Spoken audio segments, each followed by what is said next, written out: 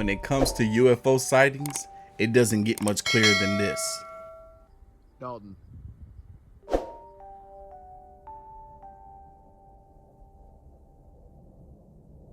Dalton, are you seeing this? Bro, my heart just sank.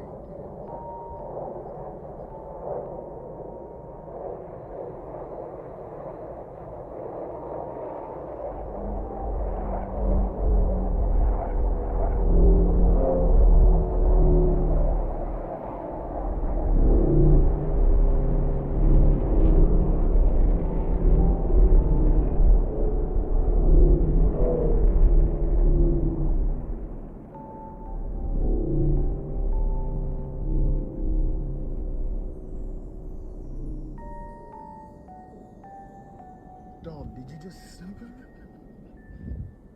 Dude, I got all of that on video.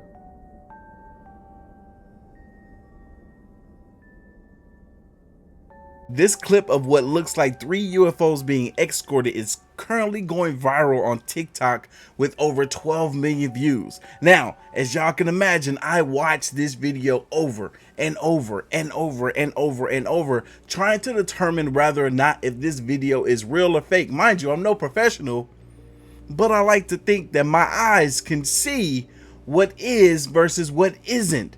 And I'm gonna tell you now, with my naked eyes, I could not determine whether this clip was real or fake. But there were some things that I saw in this video, which we're about to point out, that I noticed seemed a bit off. It seemed just a bit off. Let me show you. Now, I want you guys to pay attention to whoever this is that's recording and the stuff that he is saying. Does it seem like it matches what we're viewing right here on the screen?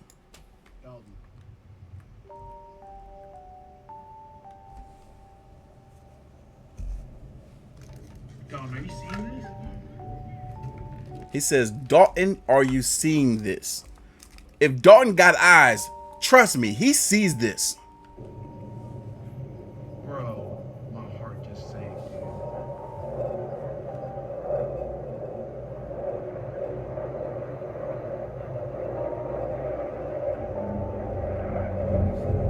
Remember, one of the things that is spoken about when it comes to anything edited, when it comes to paranormal or extraterrestrial in origin, is how difficult it is to edit a video where something is moving as well as the camera itself moving about. So if the camera is shifting left and right or up and down, and there's an object or item inside of that video footage that's also moving about in a different manner than what the camera is, it makes it that much more difficult to fake it. So let's analyze this a bit closer. Look at this.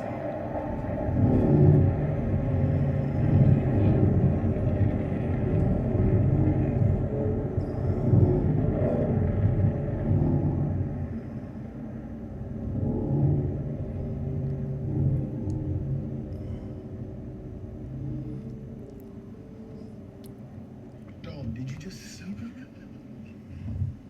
Dude, I got all of that on video.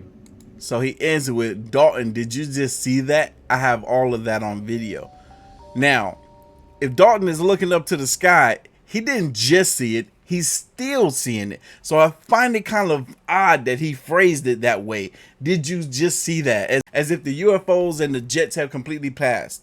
He said he got all of that on camera. No, he's still getting it on camera, right? If this clip is indeed real, how amazing, how fascinating is it that it came out just the day after the UFO Congressional hearing? Like, how is it that we got that hearing where they basically stated that UFOs and aliens are real, and now we're getting a clip like this that is the clearest thing we've ever seen? I'm calling cap. And I'm not calling cap because of this video in question, but because of the other content that I have seen from this TikTok page. Now, I'm not saying that this individual is trying to deceive us by any means, but just watch. But when looking at other clips from this same TikToker, you notice some things about some of these aircrafts. Look at these pilots, for instance. There's zero movement of their heads, right? It's something about them just seems slightly off, even though this video footage looks very real, very, very compelling. It's just giving simulation. Is there something about this that just doesn't seem real? Almost as if it's CGI, but the most realistic CGI that you have ever seen. Look at this. It looks real, but it doesn't at the same time. It looks like this is next level CGI. And if CGI has gotten to this point where it can look almost real, then it's a strong possibility that there will be videos that will come out in the near future of potential UFO sightings that look this good and look this believable. Look at this. So when you're looking at these clips, think about this, right? Remember what I said in regards to the movement of the camera, right? If this is CGI, if this was all computer animated, then the movement of the camera isn't real because there is no camera. It's all being made to seem like there's a camera moving, but really it's CGI. It's all in the computer software. But as good as their CGI is, when you're up close and personal like this, you can kind of see the flaws a little bit, how it doesn't quite look like nature, doesn't quite look that real. But when it's at a distance, even with these lens flares, this can fool a lot of people, right? We gotta be careful. If the government decides that it wants to hire CGI creators that are this talented to pull a wool over our heads, then they can most certainly do it.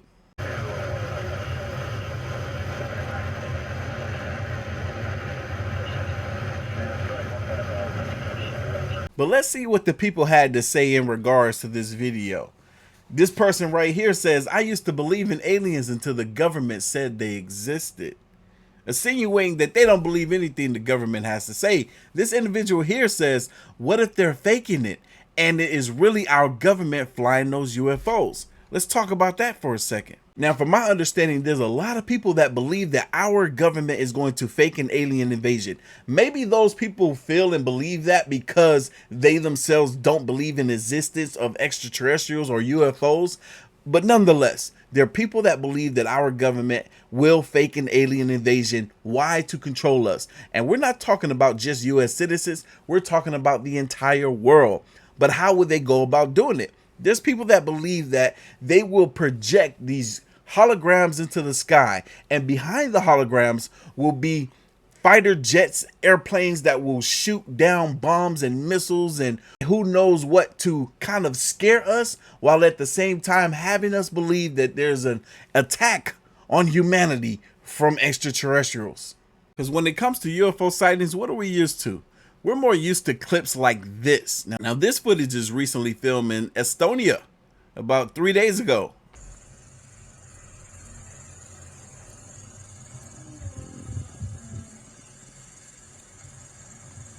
Grainy, blurry, a light in the sky that we can barely make out. This is what we're used to. I think we would trust a clip like this before trusting something so clear. Let's step back for a minute. What's the possibility of UFOs, extraterrestrials, actually visiting planet Earth and doing it successfully? Let's listen to this Astrophysics and hear what he has to say. Hi, I'm JD, and I've been studying astrophysics for a little over 30 years now. And I had completely intended to be absolutely silent on this stupid UFO thing about the government's been pushing in these hearings. But I guess I can't. I'm going to save you reiterating the degrees I have in physics and astronomy and the papers I've read and the books I've read and all that stuff. And I'm going to go straight into it. First off, for those of you that understand that a light year is a distance, not a speed, a light year is about 5.8 trillion miles. And that is the distance that light travels in 1 year. To say this again, if you were traveling at the speed of light, it would take you 1 year to go 5.88 trillion miles. Keep that in mind. We're going to get back to that in a second. The nearest star system to us is called Alpha Centauri. Now, it's made up of a few different stars. But in Alpha Centauri, Proxima Centauri is the one that's actually closest to the sun. From what we know about life, we are pretty certain that the Alpha Centauri system doesn't have life on it. But then again, you'd have to say, and to be completely frank, we're still trying to understand what is actually the definition of life. We don't really have one yet. We're always finding out that things like extremophiles exist. We're always finding out that life exists in places that we didn't think it could. So let's add those two things together. Perhaps there is life on Proxima Centauri or in the Alpha Centauri system, and that they have somehow gotten so technologically advanced, they figured out a way to travel at or greater than the speed of light to get straight here to Earth. Now, he said that they have figured out how to travel at or greater than the speed of light to get here on Earth. Wouldn't it be a possibility that it took them more than a year, maybe 2, 3, 4, 5 to 10 years to reach us? Well, I must give you a caveat. To everything that we know about physics with our current knowledge and technology, everything we know about physics is that you cannot accelerate matter to the speed of light. It cannot be done because the amount of energy that it would take would be more energy than our entire universe has. But let's say they figured out a way to do that. Let's say they did figure out a way to travel to the Earth, and they did it. So what you're telling me is they would be able to travel 5,889,999,999,999 miles, and then crash land on the last mile. Not only crash land on the last mile, but these super intelligent beings that are able to break speeds of light and to bend and warp space and time, that they could do all of this traveling and not only crash land on the last mile, but do it in the Arizona or New Mexico desert, only in the middle of the night with only the U.S. government watching it. Come on now, just think about that. That's only one thing. That's only point number one. What he says is valid and makes so much sense. Like, how can, with the information that we know in regards to space and time, how can these beings, these extraterrestrials, make it down to planet Earth?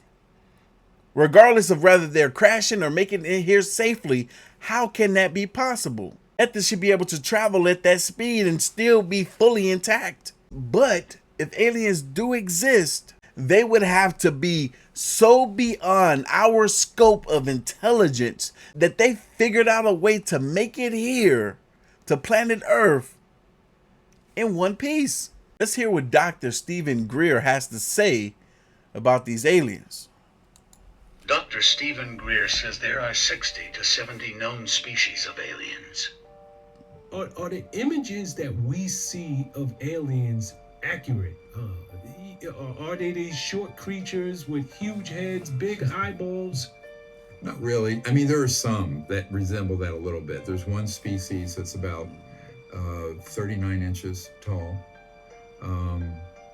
but the skin color of, sort of a brownish gray, no hair, very fine lips, no external pinna, ear flaps, the chimpanzee ears we have. They don't have those. They just have an opening. And there are others that are much larger. Remember, there's at least 60 to 70 species that have been cataloged, the people I've worked with. 60 to 70 different species, right? So if this is true, and he believes this to be true in regards to people that he has spoken to that have described these different species of aliens, that would mean that there are multiple species of aliens that have the capability of making it here to planet Earth. I think Sergeant Stone said there were, at that time, 68 or 69 species, and some they're various sizes and what have you. So a lot of that's sort of a caricature in pop culture. I'll also just say, be careful of what's out there in that kind of public domain. A lot of that is disinformation, because the ones that are the caricature you're talking about are actually man-made ones that are made to look alien and aren't. Those are the ones that are using all kinds of technologies to quote-unquote abduct people. Those aren't being done by extraterrestrials. Those are being done by the fake aliens. And we have a whole dossier on that. Interesting. That's something I've never heard before, is that they're fake aliens doing real abductions, meaning that there is something out there, whether it's animal in nature or human in nature, that's disguised as an alien that are doing these abductions. Why would they do that? Going back to the late 50s, early 60s. The Betty and Barney Hill case everyone's heard about, that was one of our anti-gravs with some good stagecraft, making it look like an aliens abducted that couple. Absolutely. Now, why would that happen? Is because there's a certain rogue element that want to create the specter of a threat from outer space. Because really what they want to do, they want to create a global totalitarian superstate where the people are united against some alien threat. And that is the super big picture that people need to understand. So Dr. Stephen Gray is pretty much saying it too, is they're trying to create this super state. But he's saying it for a different reason other than the one that we know it to be. Not to just control us all, but to create this basically force that is capable of withstanding alien invasions or fighting against the extraterrestrials. That sounds way different than what we think or what we know it to be. It's why I would say 90+% of everything out there on this subject is some type of disinformation that's being curated for its what's called psychological warfare value. It's a complex problem. And actually, that agenda started in 1953 at least. I have a document from a sitting CIA director, General Walter Bedell Smith. And CIA Director Smith in 53, in a document we acquired, describes to the Psychological Strategy Board of the CIA the psychological warfare value of the UFO subject. I know after watching this video, it just has more and more of you guys, including myself, confused. What do we believe without definitive proof, without facts, without seeing it for ourselves? Because if you're like me, it's hard. It's hard to believe anything without seeing it for yourselves. It's hard to believe that aliens don't exist just off the simple premise that this can't be the only planet in our atmosphere that is inhabited by some type of life force. And it's also hard to believe that aliens do exist based on the fact that we have not seen one with our naked eyes. But nonetheless, I'm a believer in the existence of extraterrestrials because, like I said before, it's hard for me to fathom the idea that this planet is the only one that's inhabiting any life. But anyway, y'all know what time it is. If you like this video, hit that like button, hit that subscribe button. Stay tuned for more.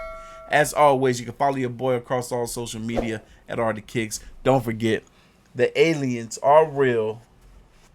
T-shirts are here. They're available on the website, artofkickz.com. Link will be down below. Like me, my chair just dropped lower. Anyway, I'm out of here. Y'all be safe. See ya.